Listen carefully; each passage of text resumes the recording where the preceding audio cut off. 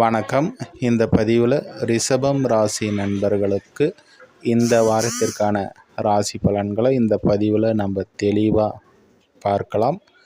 உங்களுடைய ராசினாவது நீச்ச அமைப்பை பெறாரு சனியினுடைய பார்வையில். உடல் ரீதியிலும் மன ரீதியிலும் சில கஷ்டங்கள் இருக்கும். இருந்தாலும் இந்த புதனுடைய நகர்வு என்பது சிறப்பான அமைப்பு தான். குடும்பம், வருமானம் இது போன்ற விஷயங்களில் இங்கே புதன் 5ஆம் தேதிக்கு மேலே குருவுடன் இணையக்கூடிய ஒரு அமைப்பில் முயற்சி ஸ்தானத்தில் அவர் இணைகிறாரு. அப்போ குடும்ப ரீதியிலும் வருமான ரீதியிலும் உயர்வுகள் கண்டிப்பாக இருக்கும். உங்களுடைய ராசிநாதன் நீச்ச அமைப்பு பெற்று சனியினுடைய பார்வையில் இருக்கிறதுனால எந்த ஒரு விஷயத்தையும் நீங்கள் எளிதில் எடுத்துக்க முடியாது. ஏன்னா மனமும் உடலும் தெளிவுடன் இருக்கும்போது தான் எந்த ஒரு விஷயத்தையும் நம்மளால் செய்ய முடியும். அடுத்ததாக இங்கே இந்த சனிக்கு குருவினுடைய பார்வையும் சுக்கிரனுடைய பார்வையும் இருக்குது.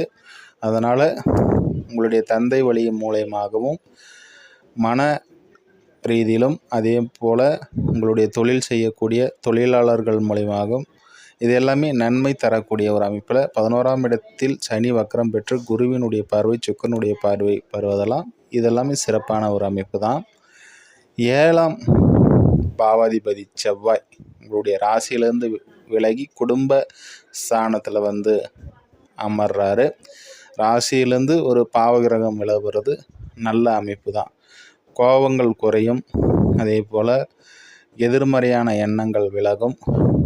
நண்பர்களுக்கு இடையே இருந்த மனக்கசப்புகளாம் விலகி அவர் குடும்பஸ்தானத்தில் அமர்றாரு. குடும்ப ரீதியில் வார்த்தைகள் ரீதியில் கவனமாக இருங்க. அதே போல் உங்களுடைய ராசிக்கு 4ஆம் அதிபதியான சூரியன் குருவுடன் இணைவது கூட ஒரு நல்ல அமைப்பு தான். ஒரு பழைய வீட்டிலிருந்து புது வீட்டிற்கு மாறக்கூடிய ஒரு அமைப்பு. அதே போல் வாடகை வீட்டில் இருந்தவங்க புதிதாக வீடு கட்டி குடியேறக்கூடிய ஒரு அமைப்பு. படிக்கும் மாணவர்களுக்கு படிப்பில் நல்ல முன்னேற்றம். உடல் ஆரோக்கியம் சிறப்பாக இருக்கும். தாய் வழி உறவுகள் மூலயமாக நன்மைகள் உண்டாகக்கூடிய ஒரு அமைப்புகள்லாம் இப்போது உண்டாக போகிறது. உங்களுடைய லாபாதிபதியும் உச்ச அமைப்பில் தான் இருக்கிறாரு. இளையவர்கள் மூலயமாக ஆதாயம் அனுகூலம் ஏற்படக்கூடிய அமைப்பு. சகோதர வழி நன்மைகள் உண்டாகும்.